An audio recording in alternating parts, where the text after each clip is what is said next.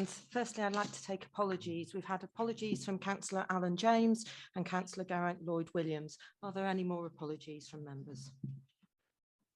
Chair,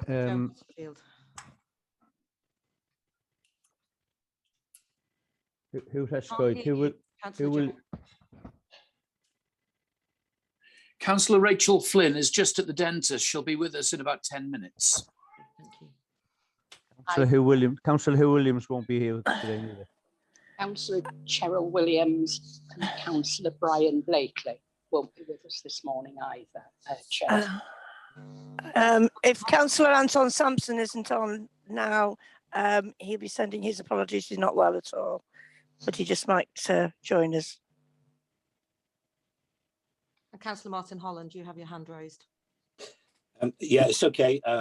Tony's given Rachel's apologies. She's going to be a little late, and I think also Peter Scott may be a little late as well, but not too late.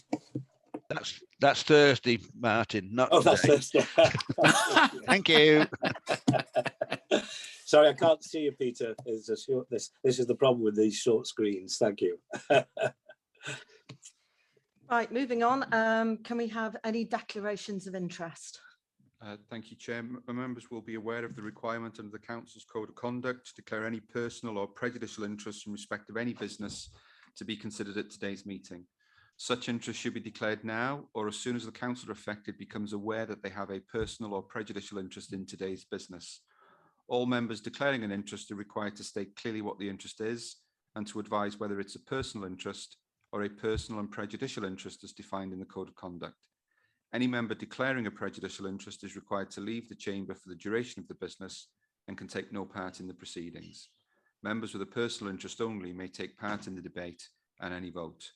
If a personal and prejudicial interest is declared today that has not previously been disclosed and recorded, the councillor concerned will be required to complete a declaration of interest form, which is available online. Are there any declarations of interest?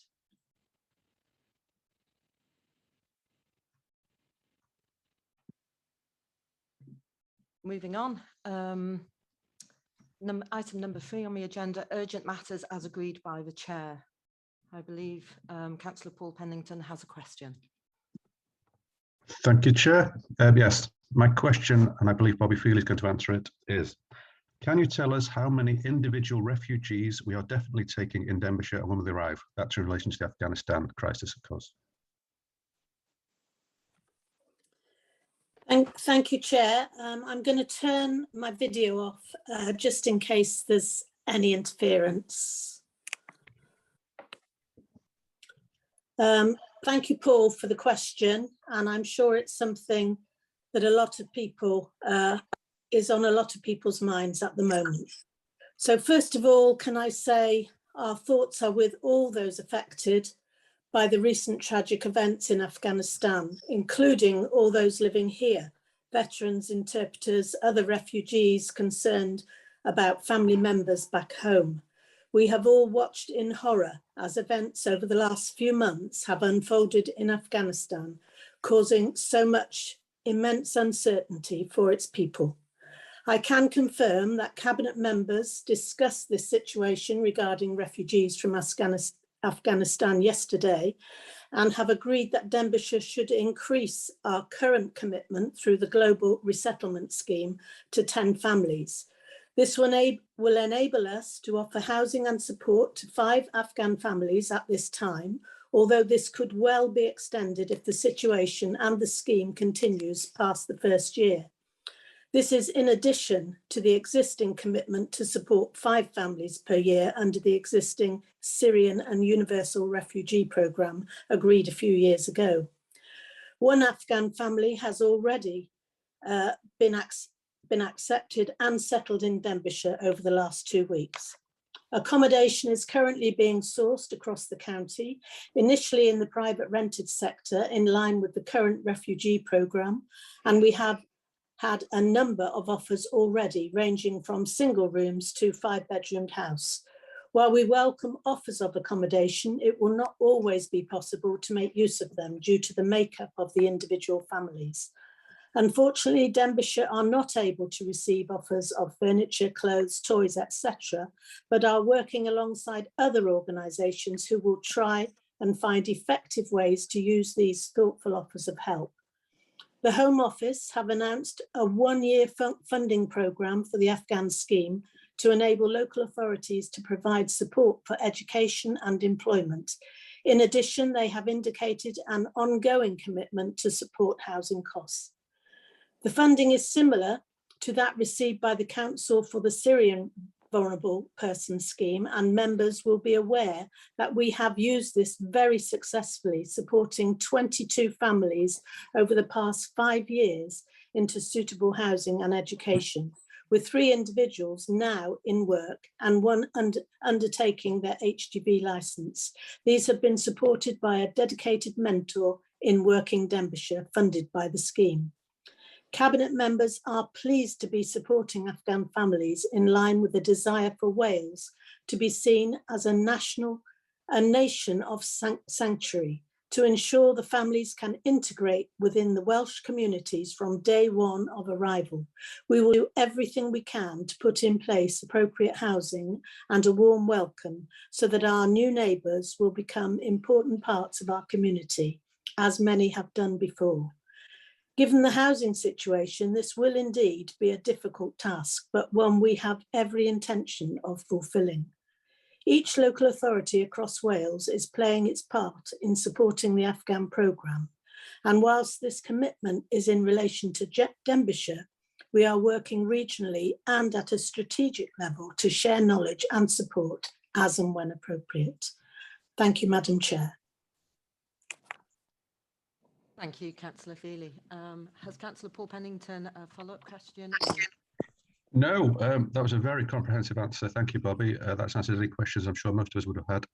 I do think that's great news. Thank you very much. If we were in the room together, I'd probably applaud that answer. Thank you very much. Thank you, Paul. Thank you. Item agenda number 4, minutes of a previous meeting. There's 2 sets of minutes. Firstly, for Tuesday, the 6th of July, 2021. If we go through for accuracy, items 1, 2 and 3. Items 4. Item 5, annual performance review. Item 6, committee timetable. Item 7, county council forward working programme. And then secondly, matters arising. Again, items 1, 2 and 3. Items 4. Tudalen 3 a tudalen 8 os gwelwch dda, Madam Cadeirydd.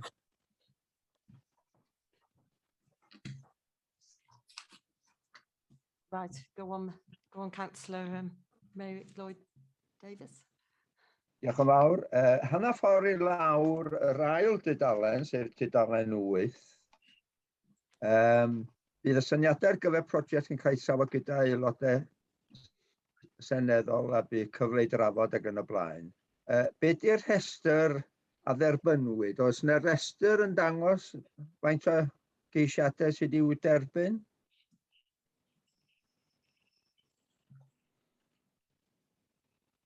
Adroddiad Huw, yr arweinydd Huw Ifans ydi o. Yeah, Meirig, Chair, could I respond to that?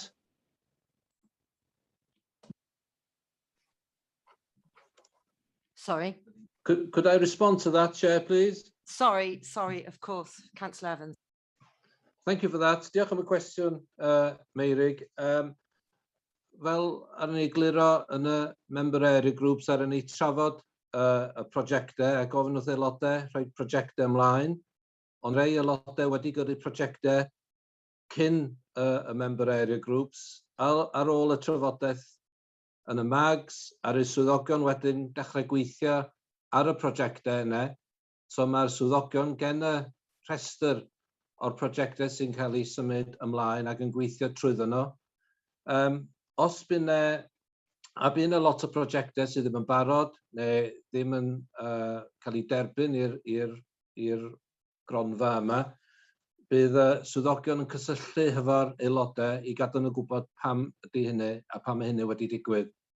Ond o'n deadline eitha caled mewn un ffordd I ymateb i'r proses yma. Da ni'n mynd I arfer gweithio ar y pace yma naddo.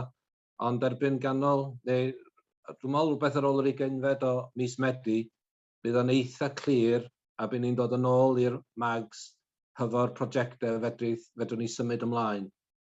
A mae hwn yn rhywbeth da ni wedi dysgu o'r proses yn y Corwen a Llangollen. Mae yna rei prosiectau mwy barod na'r lleill, ond mae'n pwysig iddo fi bod ni yn egluro ac yn trafod fe aelodau ar pan mae'r amser yn pwrpasol.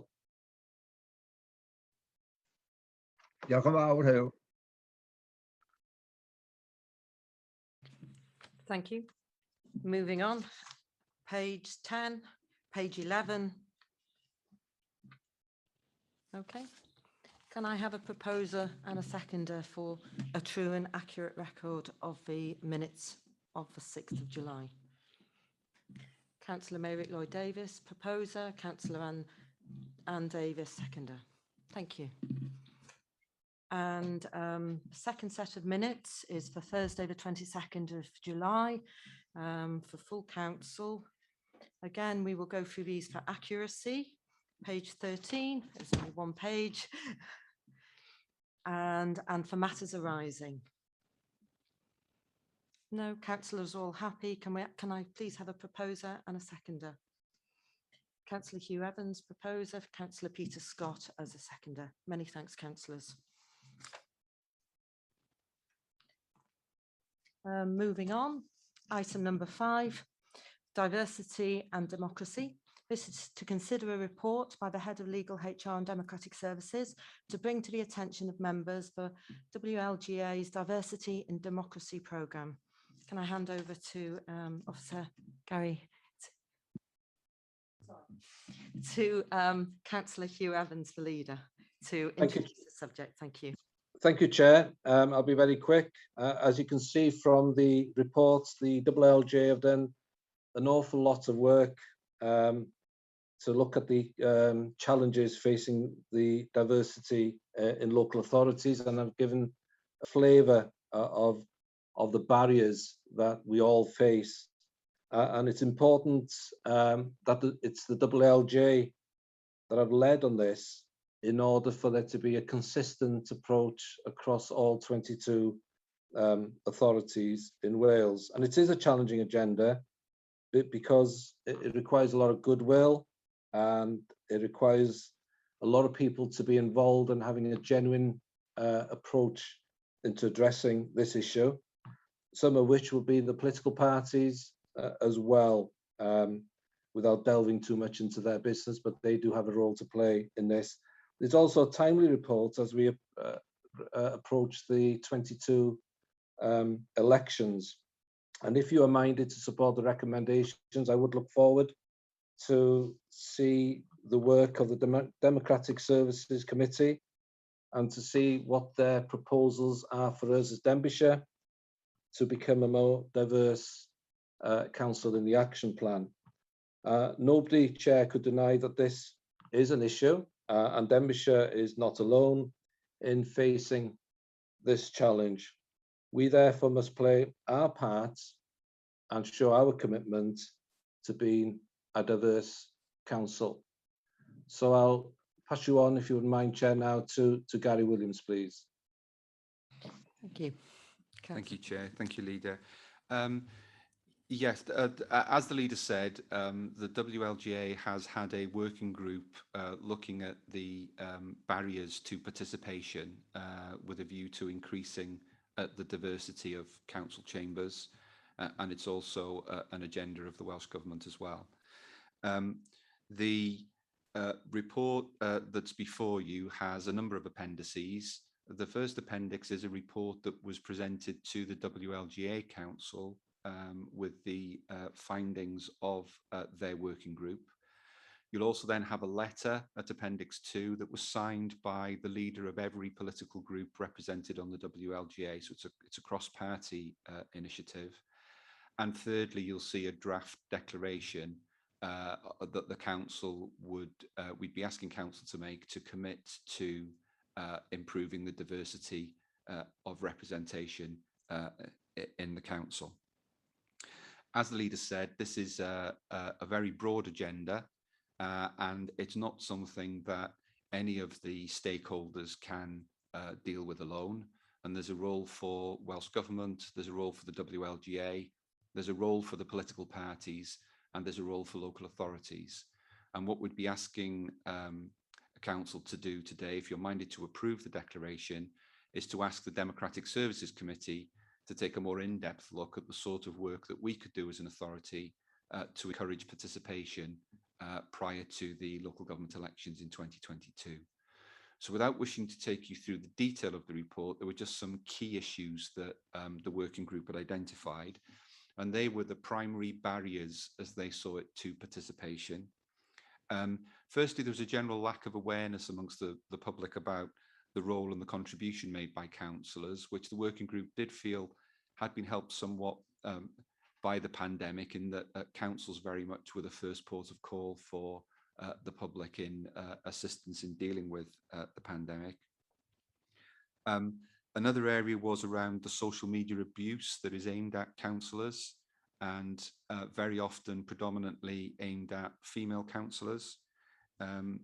There is a campaign which is being coordinated by the Local Government Association and the Welsh Local Government Association and others, called Civility in Public Life, which is looking at trying to address the way in which people can be protected from those sorts of online harms.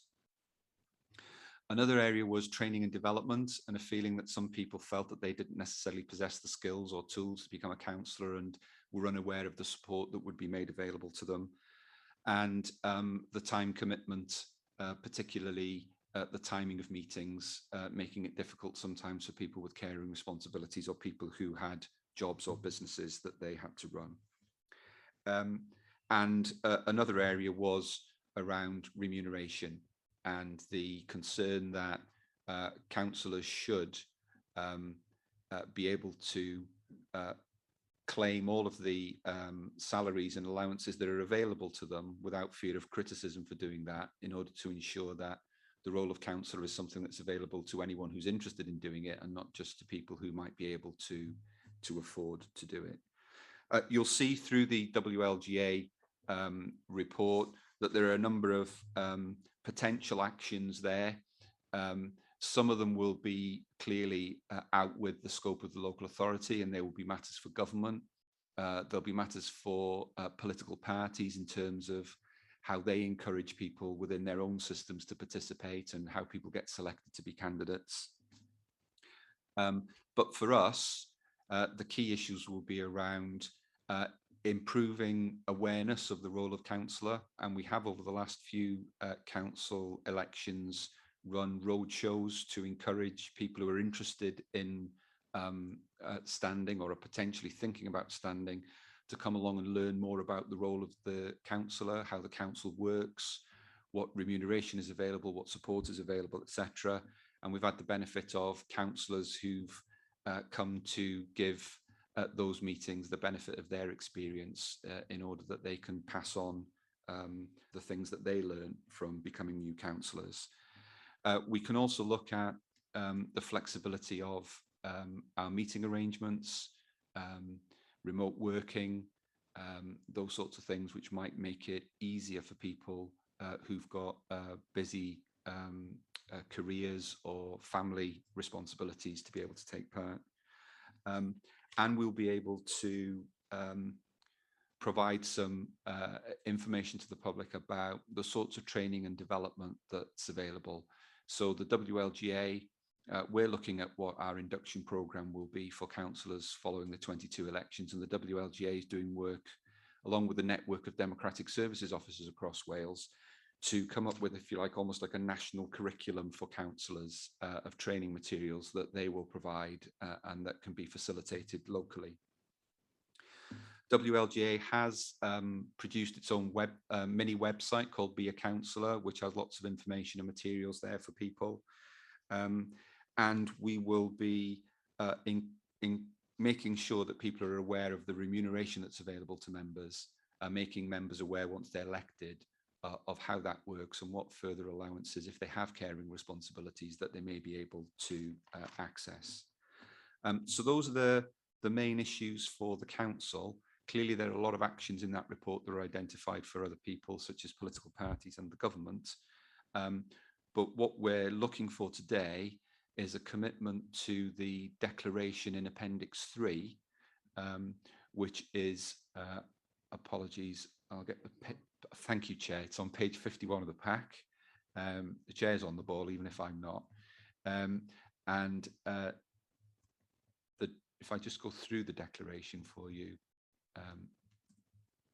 it is that the council commits to being a diverse council, agrees to provide a clear public commitment to improving diversity and democracy, demonstrates an open and welcoming culture to all, promoting the highest standards of behaviour and conduct, that we will set out a diverse council action plan ahead of the 2022 local elections, that we will demonstrate a commitment to a duty of care for councillors, that we will provide flexibility in our council business by reviewing our arrangements for the holding of meetings, and that will ensure that all members are aware of the allowances and salaries to which they're entitled, particularly any reimbursement for costs of care, so that all members receive fair remuneration for their work and that the role of member is not limited to those who can afford it.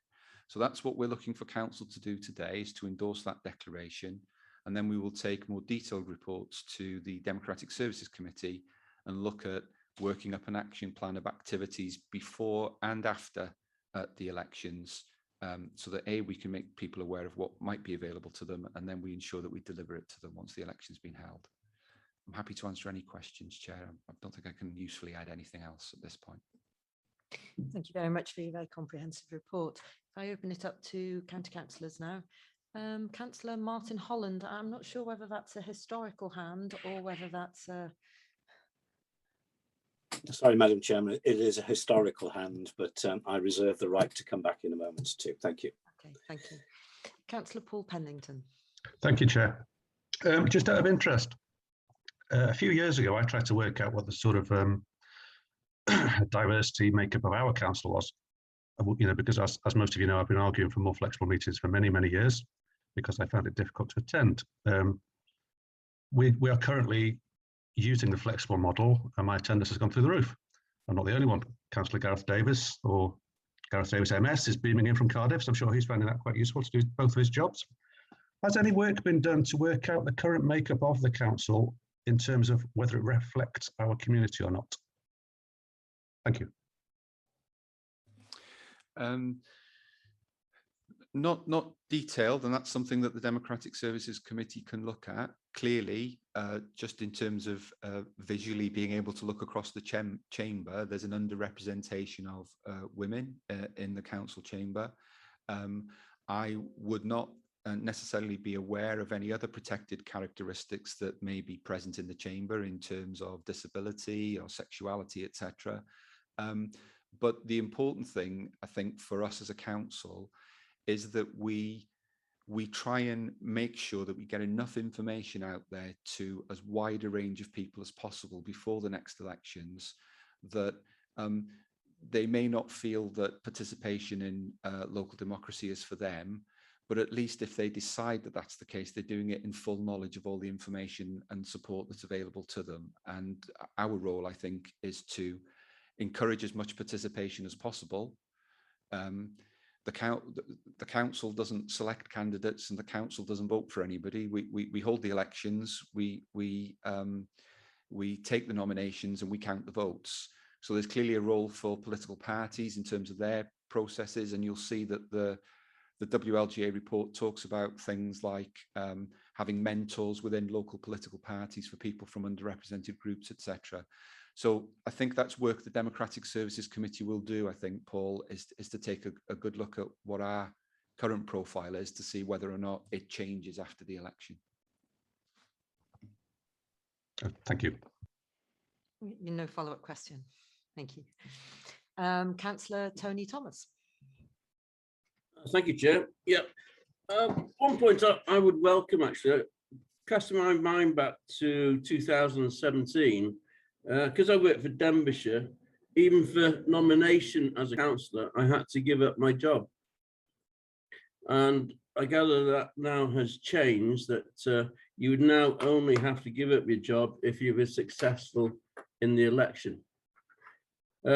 Which, as a, there's a few teachers on the council, and it was a bit of a dicey situation back then, because it meant that I had to give up my teaching and have exam students and things like that. So it was a very difficult time.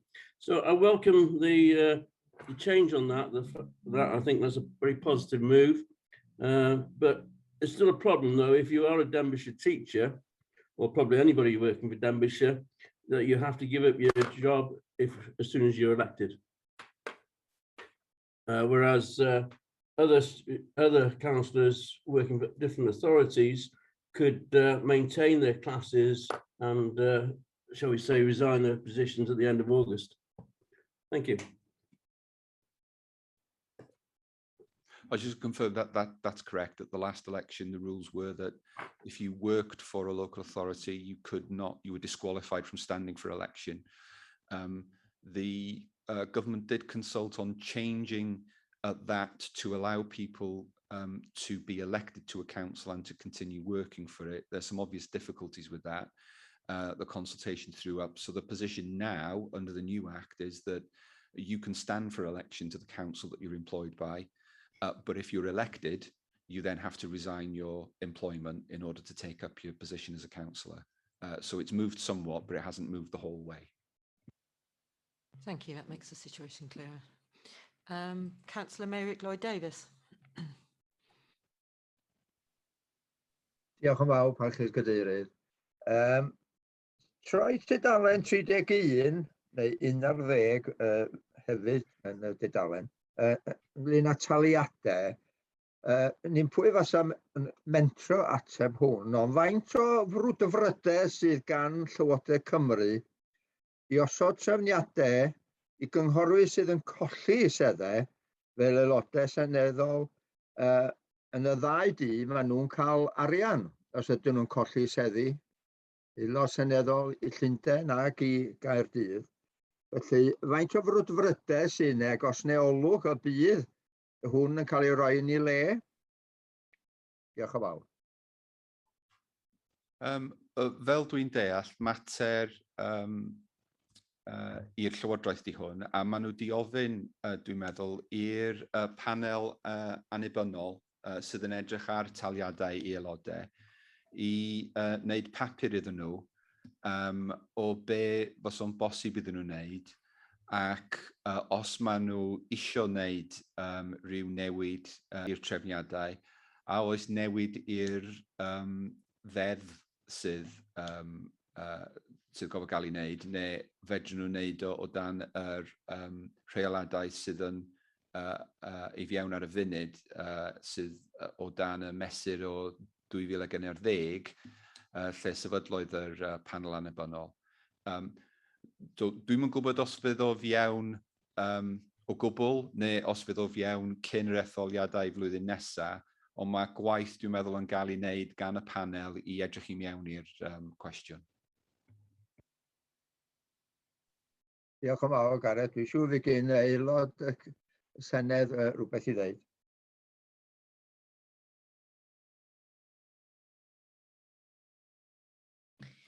Can I bring in Councillor Bobby Feely?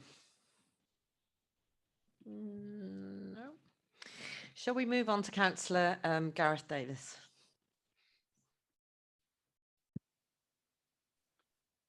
Thank you very much, Chair. I'm not quite sure what Merrick's expecting me to say, to be honest. But it's not just a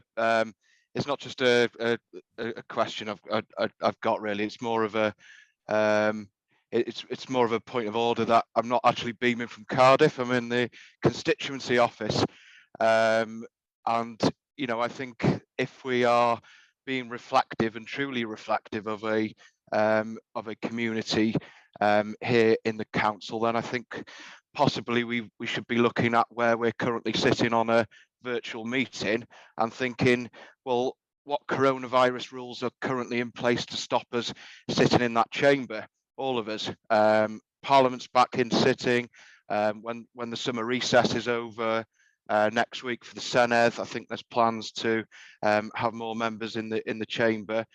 So I think if we're talking about being reflective of communities, we need to be working back to having capacity physical meetings so that we can start getting back to some normality rather than this sort of half in, half out approach, and truly be reflective of all of our communities in Denbighshire. Thanks.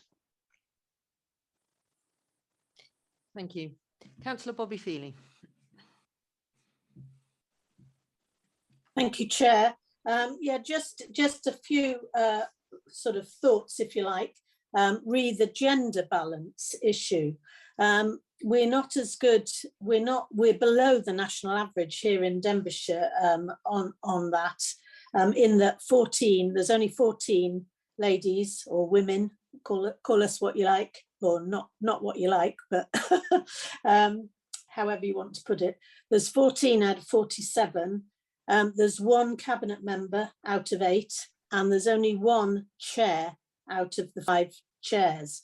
So we're sort of falling a bit below. But what I would like to put forward is that a lot of this requires a culture change. You know, a lot of women just don't see themselves in the role of a politician, because in the media, it's always, you know, how often do we see a crowd being photographed, and they're nearly all, the majority are men or middle-aged men in many cases. So I think there is a huge culture change which is across the nation, which needed to get people, you know, women to actually come forward. I can remember my very first time back in the 1980s when I went on to Glyndŵr district, and there was only one lady on there. Tiny little lady from Llangollen. I can remember her quite well, Morfydd. In fact, I met her son recently. And, you know, it took a lot of guts for her to come forward under those circumstances in those days.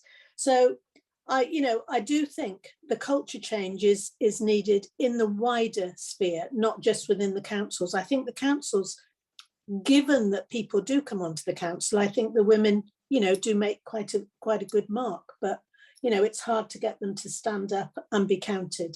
And as for the older people coming forward, well, part of our ageing well agenda, if you like, is that people do carry on leading useful lives for as long as they possibly can, whatever their age, as long as they're able to do it. So I think it's good to see so many older people carrying on, being useful and taking part in the community life. So I wouldn't decry, I wouldn't say that the only good councillor is a young councillor by any manner of means. I think older councillors bring a lot of experience to that job, and experience of life as well as a working career. Okay, just wanted to make those points. Thank you very much. Councillor Martin Holland. Thank you, Chairman. Just a couple of things. First and foremost, I broadly welcome the report and the principles that it's laying down.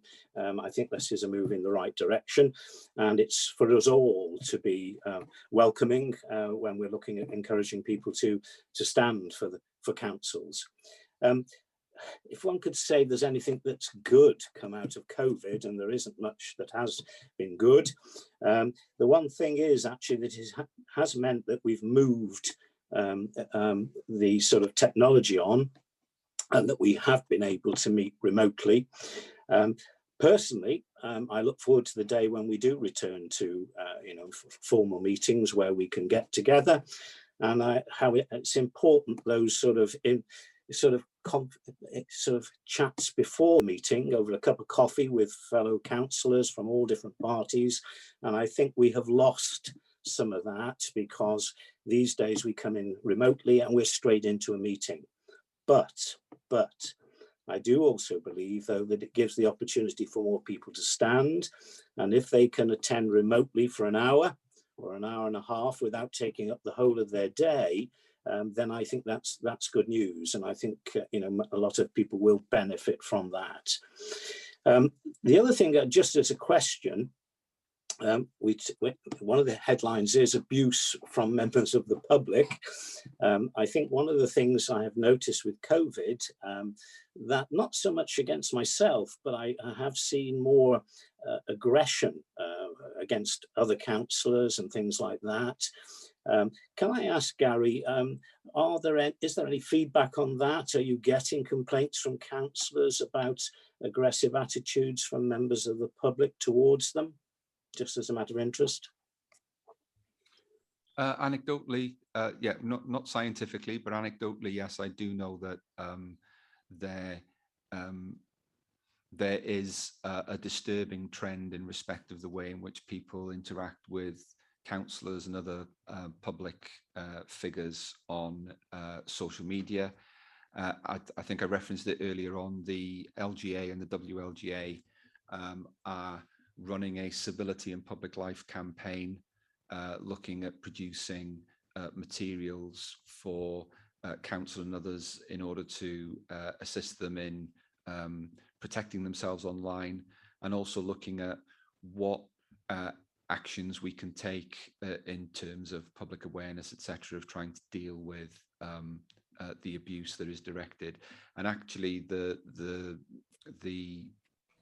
information in the report, or the work of the working group, seems to suggest that actually the abuse does appear to be aimed at female politicians and councillors more than it is their male counterparts. So it's not something, I don't think it's good enough to say that, oh well, it comes with the territory. It's just bad behaviour, and the fact that you have a frustration with the activities of the council or whatever is no excuse to be abusive to any individual, whether they're an elected member or not. A very serious point, well made, yeah. Councillor Gwyneth Kensler. Diolch yn fawr iawn. I think that we need to look at local government as a whole. Since I was first elected in 1995, I have seen much reduction in our powers and far more centralisation by both Westminster and Cardiff. Central government does not give local government the respect that it's due. And I think that in recent years, we've seen far more projects, or what we must do if we want money from the central government. So I think there's a lot of disillusionment. We women don't like to waste time. We recognise that life is short, and do we really want to spend time on something where we don't really have much of a voice? And especially, I have to say, having been in the cabinet a few times, the cabinet system has diminished, in my view, local government. Social media, yes, has taken over, as Gary has spoken about. And we just have to, everyone just has to have thick skins. Sometimes you could come home and cry, but in public you have to just pretend that you can take it all. I don't know what the answer is. We have tried so much. And also we've tried for local committees, for example, the Welsh, the Arts Council, Welsh Arts Council has made this a priority as well. And we should be looking at our management committees or our boards to see if we can get better representation of the population. But it's very, very difficult to do, extremely difficult to get Black, ethnic minority, women, people to come onto our management committees and boards. It's a dilemma. I don't know how we can do it. Diolch. Yeah, I think the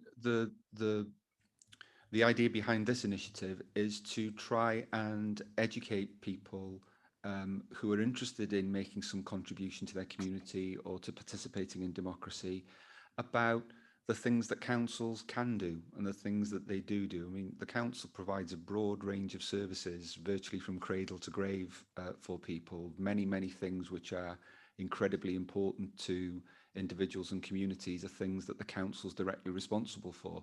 And one of the pushes behind this campaign is to make sure that the people who might be interested in standing understand the full breadth of things that they can get involved in and the sort of influence that they can have in their communities. So that's the message we would be, you know, the political thing about central and local government is a matter for others, but the purpose of this is to make sure that there are people who come to the roadshows we run and they don't know that the councillor is responsible for certain functions, and it's a bit of an eye-opener for them when they understand the broad range of things that we do. And I think that's the message we want to get across. There are lots of things that you can influence as a councillor, and if you want to make an impact, you can. We just need to make sure that as many people as possible are aware of how to become a councillor, and they have the information about the role of councillor to enable them to make an informed decision as to whether they want to stand or not. Thank you. Councillor Ann Davis. Diolch yn fawr, Mr Cadeirydd, Madam Cadeirydd. Right, I've been the councillor now for 13 and a half years, and I must say the public have been very kind towards me, but I must say we can get aggression, abuse, badly treated by fellow councillors. I'm happy to say that's only happened to me by one member. I do feel, Gary, that there should be more importance put on the code of conduct towards councillors and how they're treated by other members. When I first became a town councillor 15, 16 years ago, I was the only lady on there. The previous lady had left, and that was because she was being badly treated. So I think, you know, we should be making sure that kindness is adhered at all times towards each other with respect. Diolch yn fawr. Yes, a key part of the declaration and the work that's being done around diversity is to encourage high standards of conduct, both amongst members, but also between the public and their elected officials. And that's something that is emphasised in the work that the WLGA has been doing and is part of the Civility in Public Life campaign. Thank you. Councillor Joan Butterfield. Thank you, Madam Chair. I only wanted to come in and just to highlight what Anne has just said about the respect within the council and within the council chamber, irrespective where that council chamber might be, whether it might be at county level or whether it might be at town or community level. I think that there is certainly still a degree of disrespect occasionally to women in the chamber, and I do welcome any change that will bring about that respect to other councillors and how we all respect one another. But I have to say also that I do welcome this document. I do believe that the diversity document is worthwhile, and I think it should be pursued. But I would like just to flag up that women in politics need to be on, I would imagine, the diversity group that are seeking to firm up the document. And I believe that both political parties and women in politics should have a loud voice in the diversity document that is being prepared at this moment in time, that we're being asked now to sign up to before it's in its before it's been completed. But I do believe also that political parties are taking on board a much heavier load than they've ever taken on before, in that each as far as I know, I certainly know within the Labour Party, we're taking diversity very seriously and have done for many, many years now. And we are now informing any prospective councillor or woman that wants to participate in public life. We're providing mentors and information on how this can be achieved. I always feel that I've had a great deal of respect in the years that I've been on council, but I have seen other not so good experiences as mine, and wouldn't want that to progress any further. I think that if we can change it, and I'm sure we are on that path now, and certainly political parties, as I've said, are taking a huge role in informing, mentoring, guiding, and hopefully will be successful in achieving that we do have more women on our local government, and in, I believe, the Welsh Assembly are very equally matched. But Welsh women, I do believe, are achievers. And so I think that we have to bring in this vote in this diversity document and embrace it within Denbighshire. Thank you, Madam Chairman. Thank you. Councillor Amrys-Wyn. Diolch yn fawr, Madam Cadeirydd. Llongyfarchiadau chi ar eich cadeirydd gyntaf fel is-gadeirydd a gwneud gwaith ardderchog. Da iawn chi. Gai yn sydyn dweud mod i'n hefyd yn gefnogol iawn i'r ddogfen yma fel y mae hi'n sefyll, ac os unrhyw gynghorydd gwerthu halen gobeithio yn gweld werth y ddogfen fel ffordd gwaraidd iawn o ymddwyn o fewn y cyngor. Gai hefyd ysgoffa bod gennym ni gyfrifoldebau pellach na hyn wrth gwrs tuag at yn trigolion, ac mi ddylen ni fod yn cynnwys ac yn sicrhau bod yn trigolion sydd yn bod ni'n darparu ar yr amrywiaeth sydd yn y cymunedau ni hefyd. Mae hynny'n cynnwys materion megis sicrhau bod ni'n ddiogel i bobl sydd ag anableddau yr gallu i groesi'r ffordd yn ddiogel i fod i allu ddod i mewn i'r swyddfa yn ddiogel a gallu cael y gwasanaeth, yr un gwasanaeth yma pob trigolyn yn yr ardal yn ei disgwyl. Mae'n bechod mewn gwirionedd bod mi fyddwn ni'n nes ymlaen yn trafod posibilrwydd cael pencampwr ar gyfer, wel, bod ar wrth gwrs ar gyfer yr etholiad pe fydd to iau 15 oed a 15 oed yn cael cyfle bleidleisio.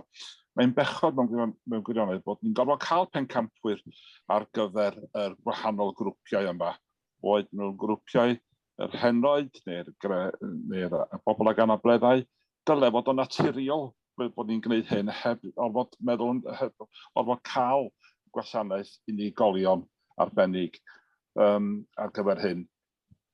Dwi ddim yn erbyn cael pencampwr bych yng Nghanol, ond mae'n bechod bod ni'n sefyllfa lle da ni'n gorfod cael hyn, dyna am hwynt i. Hefyd, dwi eisiau dweud, yn ymateb i'r hyn mae Gary Williams wedi dweud, bod mater o addysgu fydd o, bendant. Mae rhaid i ni addysgu, dwi'n meddwl bod y cynghorydd John Butterfield wedi dweud bod cynghorwyr tre, cymuned a hefyd sir, bod gennym ni roliau gwahanol. A mae'n bwysig bod y cyhoedd yn ymwybodol o hynny, achos mae llawer iawn o'r dicter ag ati sydd yn gallu dod allan ar y gwefannau cymdeithasol oherwydd camddealltwriaeth rhwng roliau y gwahanol gynghorau. Diolch yn fawr.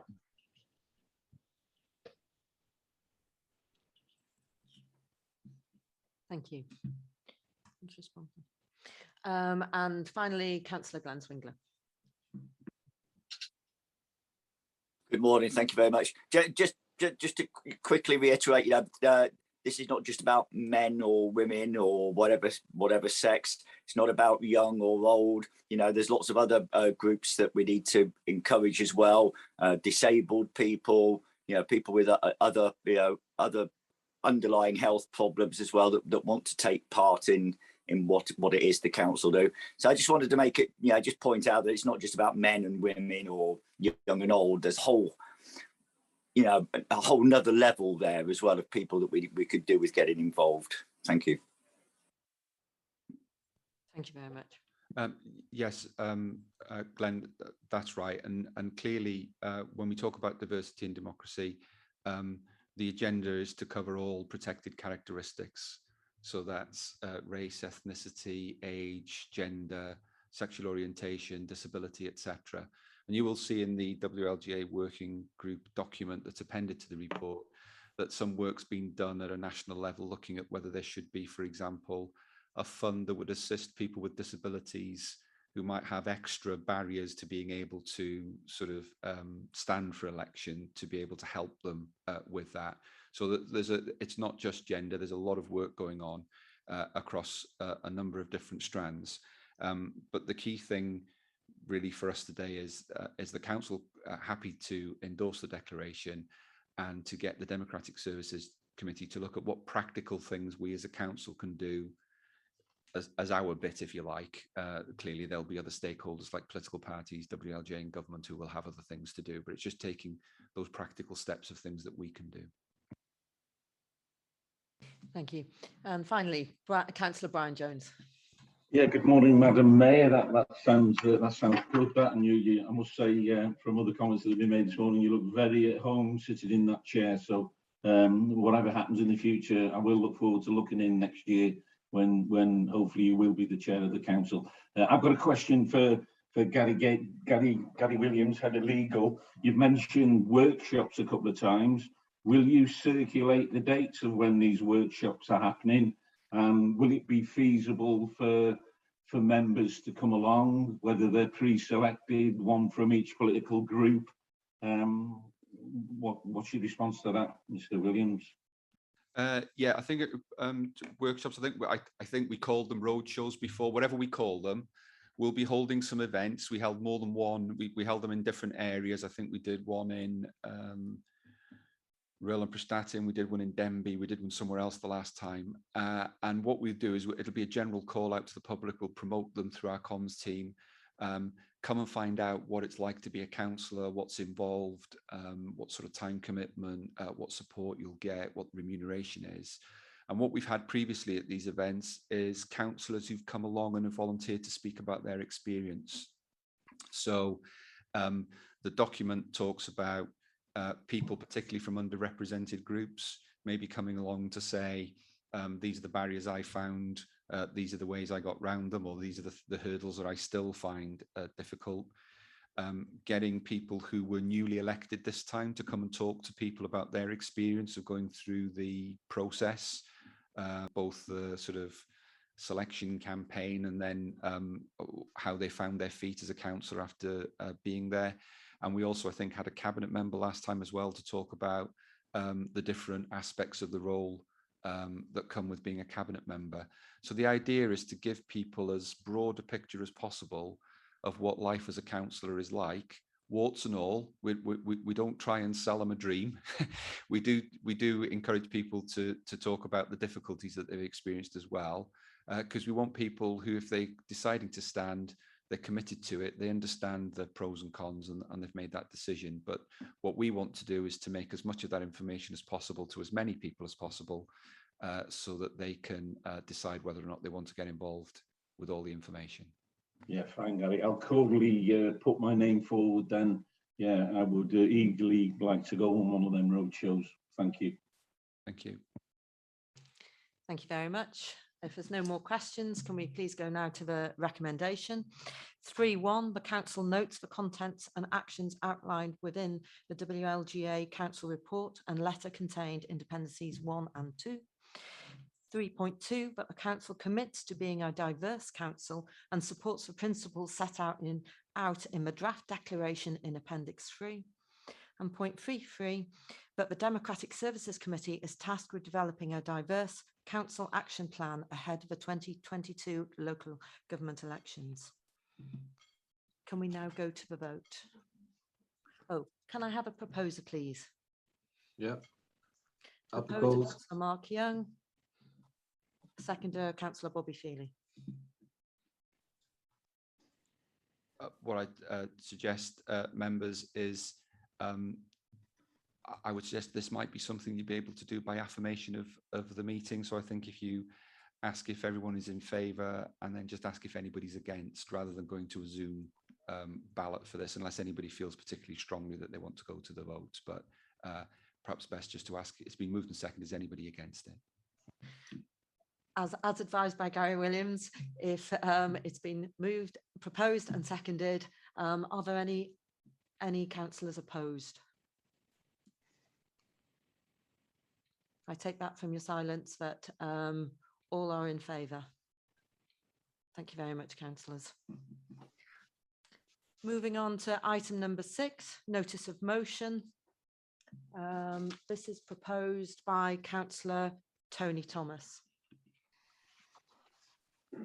Thank you, Chair. I'll probably just switch my camera off just in case there's any bandwidth problems. Okay, the motion I'm proposing this morning is for Denbighshire County Council to appoint a young people's champion. This age group in society has been the most affected by change in the last few years. 16 to 17-year-olds getting the votes, they need to be engaged. COVID has disrupted the school life and indeed education for teenagers. Social media in the teenage category certainly has left me far behind with the endless platforms that are now available. Many councils in Wales have a young people's champion. I know MEWN have one. And I have no doubt that many of our backbenchers would be able and willing to meet the challenge of this position. Thank you.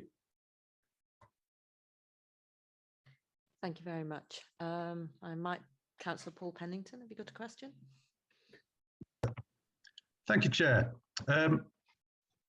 Speaking as a teacher and somebody who's worked for children's charities for getting on for 30 years now, I'm obviously fully in favour of anything that supports young people.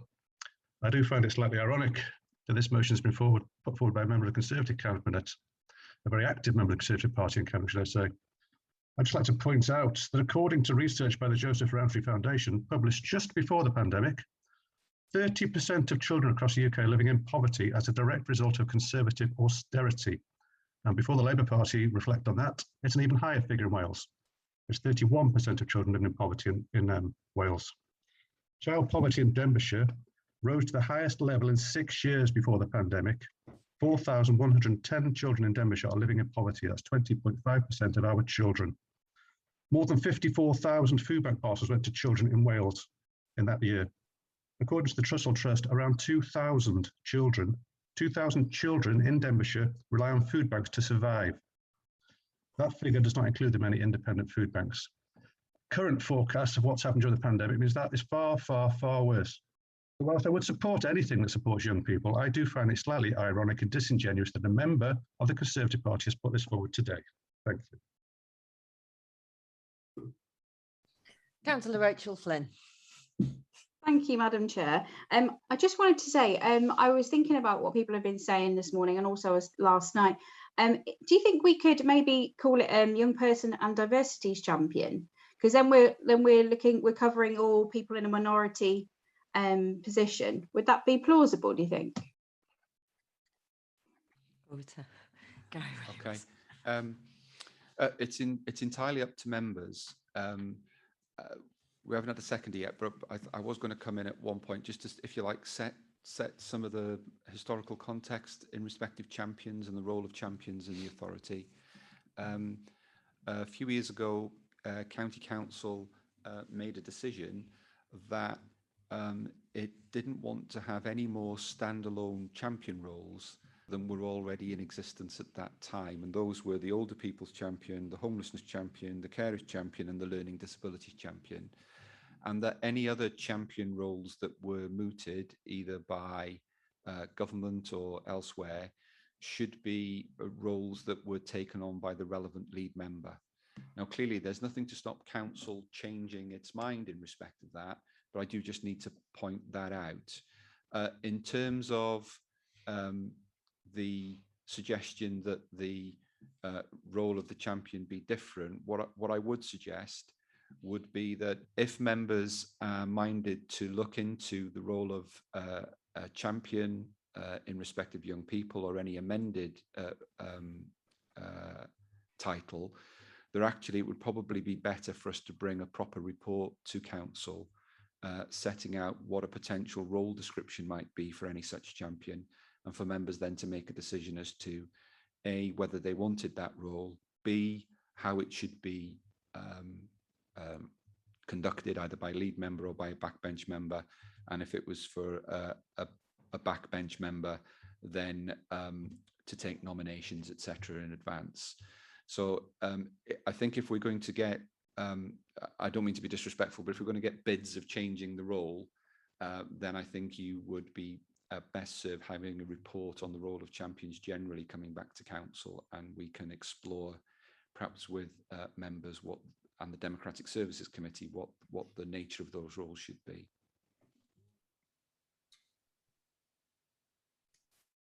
Well, you have in terms of the technical bits of the meeting, you have a notice of motion that's been put forward by Councillor Thomas. It's not been seconded by anybody yet, and you haven't had a formal amendment to amend it. So I think the issue is the substantive motion put forward by Councillor Thomas. Is there anyone who's seconding that? And if there's a seconder, then you can move to debate that, and it would be possible for a member during that debate to move an amendment. My suggestion would be that it come back to council in the terms of a formal report, and you may also want to hear from the relevant lead member for the young person's portfolio on the subject. Can I invite councillors to second it? Is there a seconder to? Madam Chairman, I'm happy to second this motion. Thank you very much, Councillor Martin Holland. And perhaps we could invite Councillor Hugh Hildred-Roberts to come in as lead member of children. Thank you, Chair. BRYS. First of all, thank you, Tony, for the motion, and thank you, Paul, for the stats on children poverty across the UK. Quite frankly, I want to address this on a Denbighshire level, and I don't give two hoots about political UK or anything. I want to address the issue in Denbighshire of what we're doing for young people. And what I want to be clear is that what we're doing for young people is that our teaching staff and schools have been immense over the last 18 months in the way they have dealt with our children during this pandemic and the massive challenges that the profession has faced. And I, as a proud father, have seen it firsthand, the work that these schools are doing with children at the moment. So first of all, let's be clear.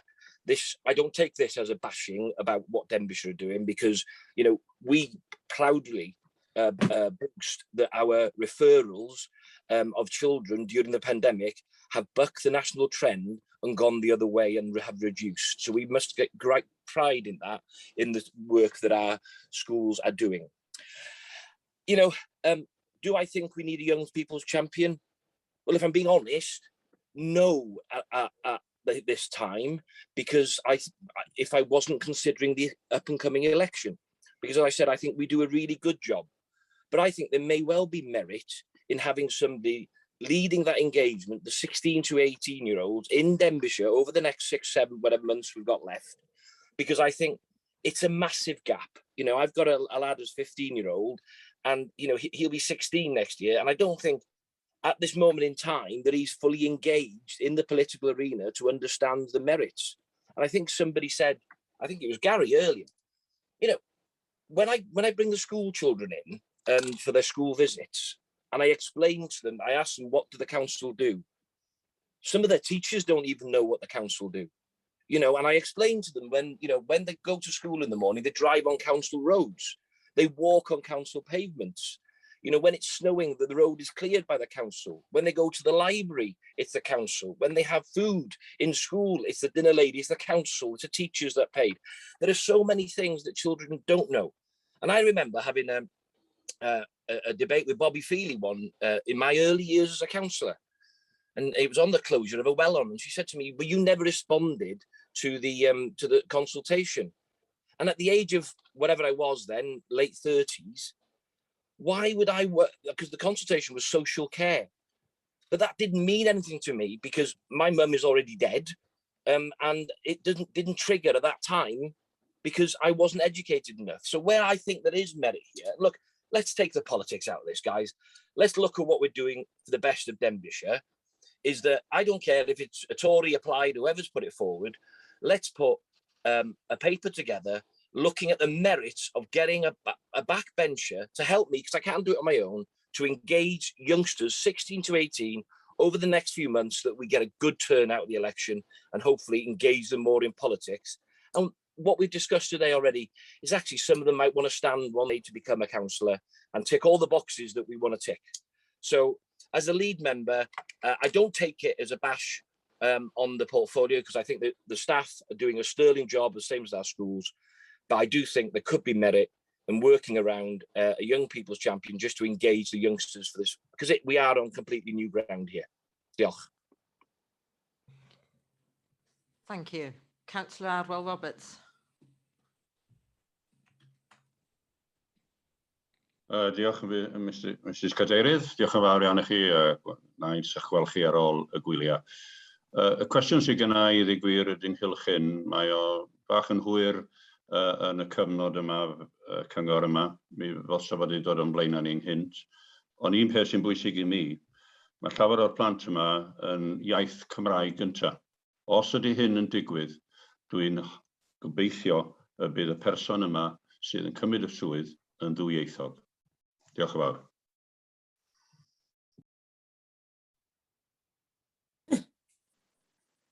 Thank you, Councillor Roberts. Councillor Glan Swingler. Yeah, thank you very much. We seem to have already got this down to young people that are 16 to 18. Yeah, children and young people. There are so many, so many aspects, from going to school to, playing with their friends, playing sports. But then there's family backgrounds and the social issues that go with it. I'd like to know, before I vote for this, what this role of the children, young people's champion would be. What is the role? What do they do? I'd want to see things like letters being written to stop universal credit being cut. Just to as one thing, because poverty leads to everything else and so many other problems. So I hope that. But I'd like to know what the role would entail, really. Well, what I think goes back to the suggestion that I made. If members are minded to investigate the role of a champion for young people, then we could take a report to the Democratic Services Committee to try and define, if you like, A, young people, B, the role, and bring a report back to Council with a recommendation from Democratic Services Committee for Council to consider. That's if members are minded to support the motion. We're in members' hands, but I would suggest that rather than make a final decision today, because there's some uncertainty about the role, etc., that we do take something to Democratic Services Committee if members are minded to have one, and then we'll bring it back to Council and ask the Council to look at a role description which would set out exactly what we expected of such a position. Gary, just to come in, if I may, we have a full council briefing on the 8th of November anyway on how we engage young children and young people in politics. So that's the politics side, but I totally agree with Glenn. It needs to be a job description that covers all areas, and that needs to be drafted. We can't really vote on that today, I don't think. I think we can perhaps vote on the concept and ask Democratic Services to look into it and yes, you may want to invite the mover of the motion to amend it slightly to reflect that, so that Council asks the Democratic Services Committee to define a role of a young person's champion in order the report be brought back to Council to determine what the role should be. And if they agree that the role should exist, that they seek nominations to be appointed to it, perhaps. Councillor Tony Thomas, can we come back to you for your thoughts? Oh, yeah. So, yes, I'm happy with that. I would like to point out that I did try and bring this motion quite a few months ago, but there was some mishap, shall we say, with it on Democratic, but not a problem. But if that's what the council members would like, then I'm happy to go along with that. Chair, could I come in? Could I, actually, I should have made this apology at the beginning. Councillor Thomas did indeed send a notice of motion in to me before the last meeting of council. I completely missed it, my fault. I did provide an explanation to Councillor Thomas. He was very gracious about it and allowed us to put it on the agenda this time, so I do thank him for that. And what I would suggest, Chair, is that the council refers the notice of motion to the Democratic Services Committee and asks the Democratic Services Committee to look at the role and bring a report back with a recommendation to council. So you have the Democratic Services, sorry, just so that I'm clear in my head and the county councillors are clear in their head, but if we put this to the vote, we are asking Democratic Services to look at the role, to define the role, and then come back to County Council to vote on whether we actually have this role. That's not the motion as is, but I think Councillor Thomas indicated he'd be happy with that. So what effectively you'd be doing is you'd be taking the motion, you'd be referring it to Democratic Services Committee and asking them to work up a role description, if you like, and bring it back with a recommendation to council for council then to make a decision on the role and if they were minded to have the role, to appoint to it. So in other words, council would be making the decision on the basis of a bit more information in terms of who the role was aimed at and what the role would actually do. And we can work that up with Democratic Services Committee, clearly involve Councillor Thomas, group leaders, the relevant lead member in what that should be. There are quite a few hands up. If we just sort of get a feeling for the people who have got their hands up as to where we go. We've Councillor Rhys Thomas.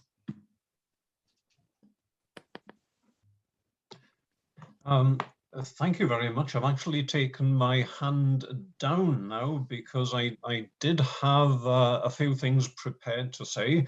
I would have preferred if a motion like this maybe had come forward with the support of all the political groups rather than one group. We've heard the politics of it from Paul Penlington, but I find myself agreeing with Gary there that the best thing to do is to get some sort of clarity what this young person's champion would be.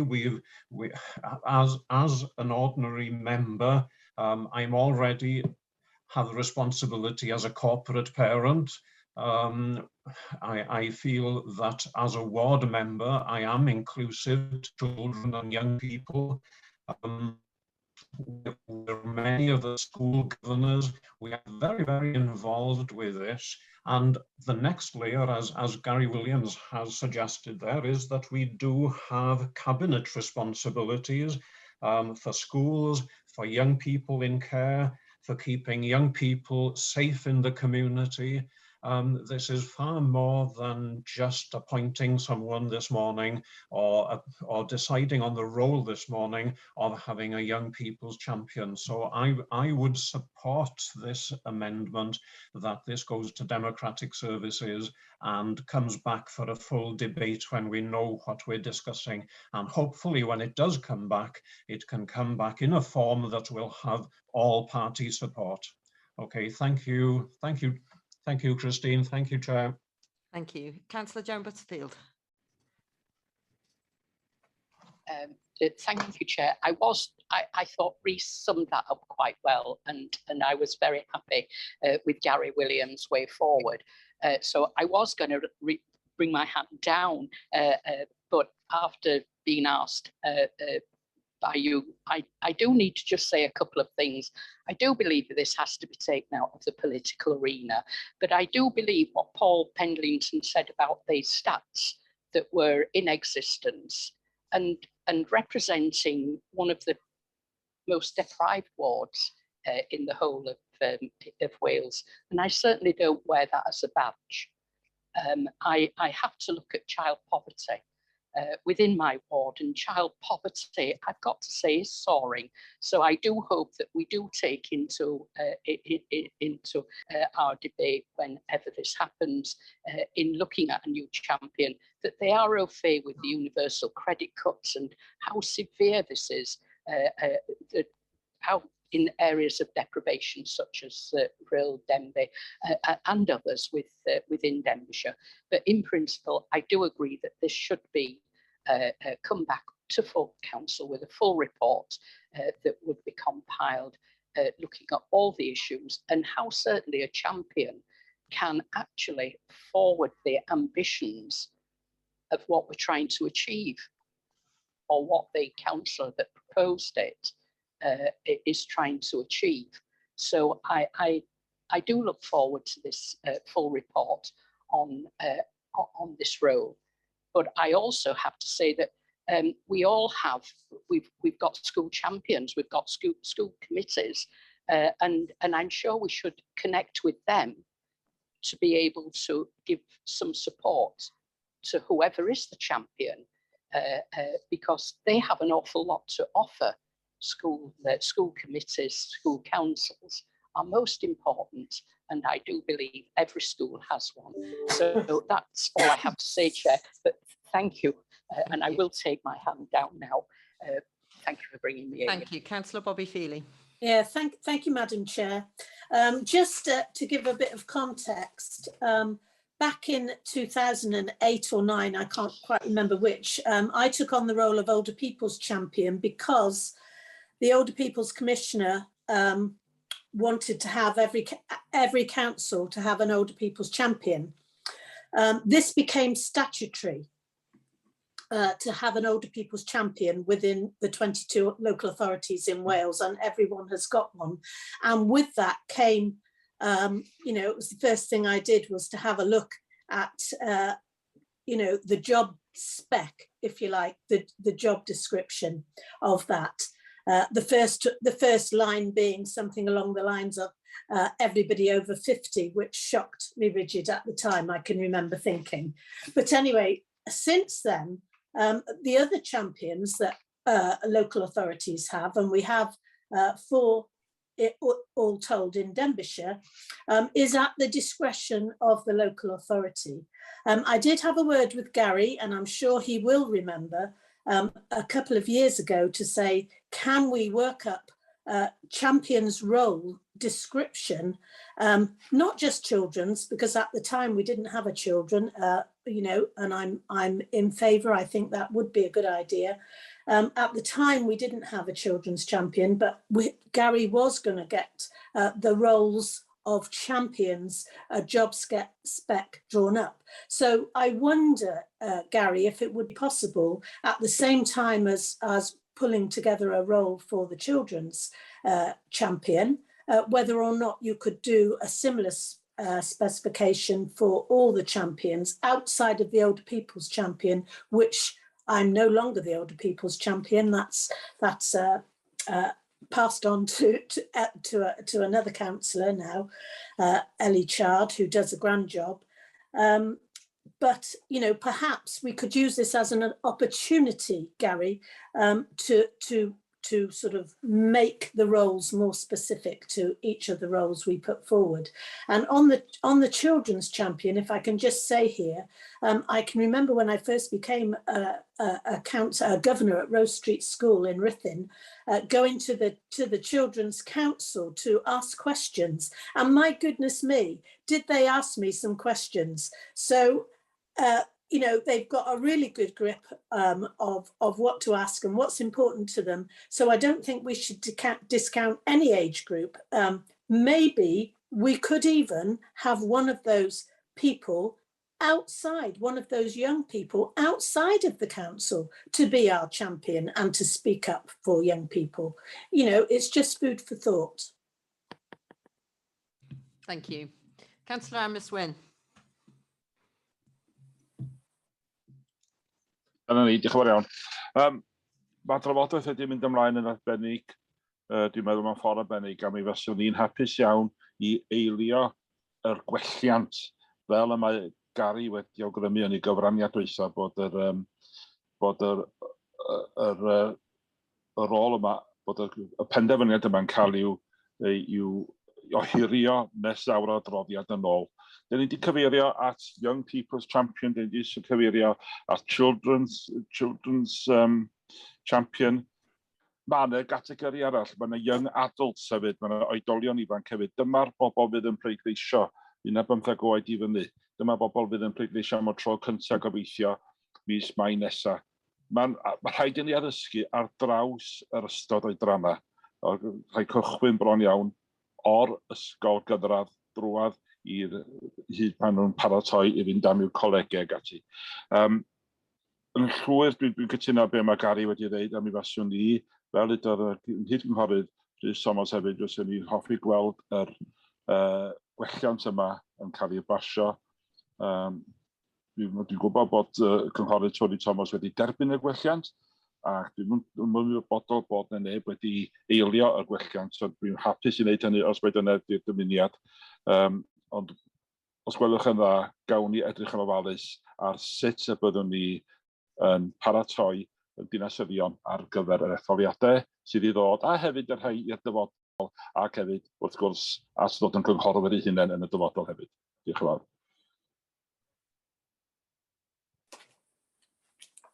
Thank you, Councillor Wynne. Councillor Martin Holland did second the notice of motion. No, the amendments. I'm not sure. No. Can I come in? Sorry, I'll be quiet. Councillor Martin Holland. Yeah, just can I just come in, because I seconded the original motion. Along with Tony, I'm more than happy for this to be referred back to look at. In my eyes, this is not about elections next year. This is about the previous motion we had, where we wanted to talk about engaging with all sections of society. And we don't, yes, we do engage with some of our school children, but we don't engage with them all. And I think it's important, Rhys mentioned, we are corporate parents. How, when do we meet with those children? Who supports those as counsellors? So it's about broadening our approach to schools. We have an excellent track record when it comes to primary schools. We invite them in on a regular basis, and I think most councillors have sat in those sessions. But once they go to secondary school, we don't engage with them very often. We have gone to various meetings, in relation to the environment. We attended a meeting not so long ago, many of us, but we don't really engage. So I think it's about getting young people to understand Denbighshire County Council, and also, moving to help them understand what we all do and how we function. So I'm happy to support the amendment. That's not a problem. And I look forward to this coming back as a paper. Thank you. Councillor Paul Pennington. Thank you, Chair. I've put a few motions in the past myself, and I've been very robustly questioned about what I intend. And I've always had the facts and figures to hand to explain what I'm trying to do. A few people have said, what do these champions actually do? And we've now said, oh, we'll talk about that in the future. So I find it quite insulting that so much time has been taken up by a motion that's not been thought out, not been planned out. It's got no real reason and rationale behind it, apart from having a nice fancy title for somebody. I'll tell you one thing, as I said, I've been working with teenagers and children for nearly 30 years, and one thing they do not like is being told what they need by elderly counsellors as they see us. So I would support what various members, Hugh Hilditch and Bobby and a few other people have said, is that if we are to have a young people's champion, then young people and children themselves should have a rather large input into that, and perhaps even vote on who it's to be, not us. And that would perhaps take the politics out of it too. Thank you. Councillor Gareth Davis. Thank you very much, Chair. And just from me, it just seems to be a motion that's become well overly complicated throughout this debate. The motion itself is very simple: to appoint a young person's champion.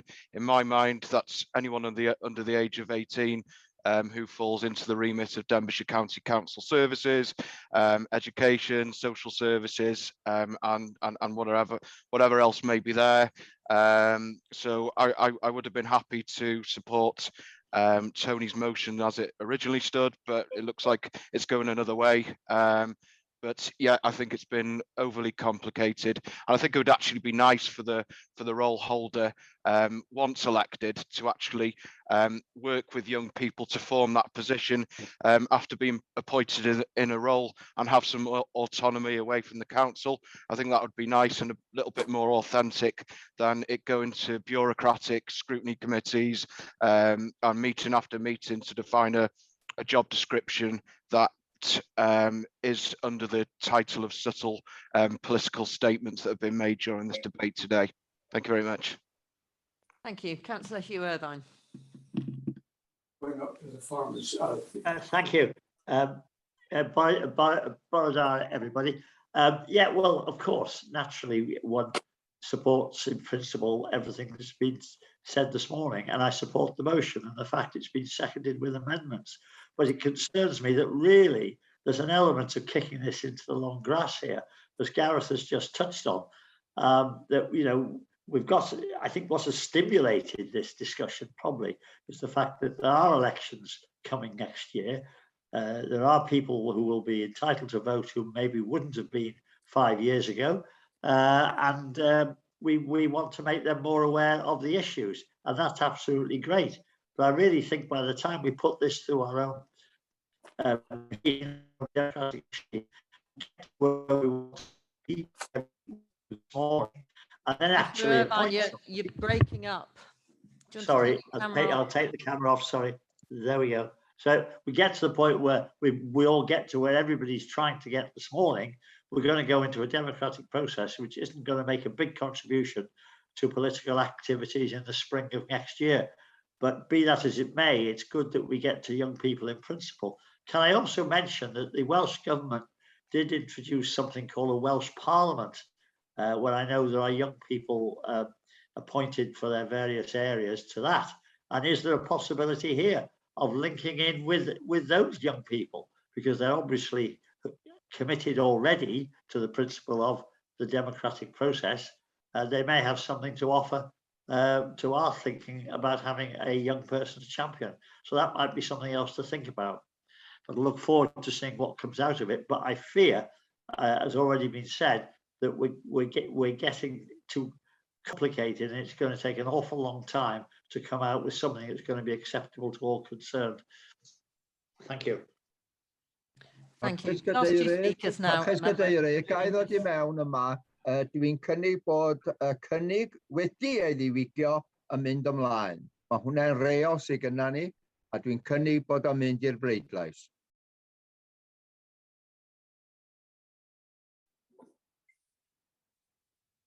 I second that.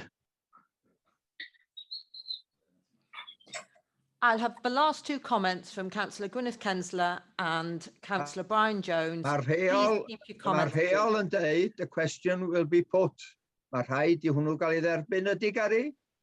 Mae yna rheol, ond mae o'n bosib i'r cadeirydd wneud penderfyniad os maen nhw eisiau adael I rywun arall siarad. So dwi'n meddwl mae fyny'r cadeirydd, os mae'r cadeirydd yn hapus fod neu ond ddau arall I siarad.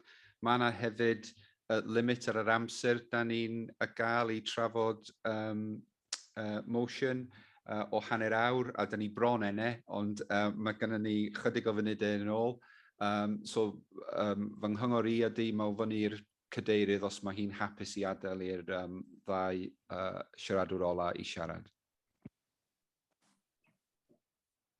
I will allow the last two speakers to speak, but please make your comment brief. Thank you. Councillor Gwyneth Kensler. Diolch mawr iawn. Mae'n llaw I wedi bod I fyny ers dipyn rwan. Dwi'n cytuno'n llwyr efo be mae Gary wedi bod yn awgrymu. Dwi'n anghytuno efo Gareth. Ddim yn aml dwi'n anghytuno efo fo, ond dwi'n meddwl mae angen meddwl yn go iawn am rôl a sut dyn ni am weithredu hwn. Fyswn ni yn licio hefyd cynnwys adroddiadau gan y pencampwyr sydd ganddo ni ar hyn o bryd, mwyn I ni ofyn be maen nhw'n wneud a be maen nhw yn ceisio gwneud. Felly fyswn ni'n licio cynnwys hwnna hefyd. Felly, ond dwi'n cytuno'n llwyr efo'r gwelliant. Councillor Brian Jones. I'll withdraw my opportunity to speak, Chair. Well, thank you. Thank you very much. Right, if I can hand over to Gary Williams to take us through the voting process. Thank you, Chair. I think we're in the position where the question effectively to be put to members is, are they happy for this motion to be referred to the Democratic Services Committee for them to work up a role description and bring a report back to Council for Council to make a final determination? Again, I think it's a matter for members. You have a mover and a seconder, because I think Councillor Thomas and Councillor Holland as a seconder said they were happy with that amendment. I think as well, given the tone of the debate, probably it's easy to say you've got a mover and seconder. Is there anybody against that? Can I ask members, is there anybody who objects to the proposed? Object. We have Councillor Gareth Davis. Bear with me, I can't see the screens, both screens. Is there anybody else objecting? Martin Holland and who Irving got the hand up? Apologies. Martin, that was to speak. That was to speak, not voting. So the only objections that we can see is Councillor Gareth Davis. Can you please speak up if there's anybody else who wishes to oppose this notice of motion? No. Okay, Chair, I think you can accept that as having been carried by affirmation of the meeting, and what we'll do is we'll take a report to Democratic Services Committee and come back to Council. Thank you very much. Moving on to item number 7 of the agenda, it's the Council Forward Working Programme and Council Briefing Forward Working Programme. Thank you, Chair. The Forward Work Programme is there for members to see. We've got a meeting in October and then again in December. We do have a workshop for members next week on the real living wage, and we will be looking to put into the diary before the end of September a workshop in respect of a current consultation by Welsh Government on statutory guidance for corporate joint committees. So we will be holding a workshop to brief members on that. We don't have a date identified as yet, in order that we can formulate a response based on those representations. Clearly, we'll be bringing a report back on the champion question as well. Democratic Services Committee, I think, meets at the beginning of October, so if we can get the report to them, then we'd be able to bring it back to the next council, hopefully. Lovely, smashing, thank you very much. And I think that is the conclusion of the meeting. Thank you very much, councillors, for joining us this morning and being kind with me. Thank you very much. Thank you, Christine. Well done, Christine. Well done, Christine. Well done. Cheers, Christine. Bye-bye now. Bye. You did a good job, Christine. Well done.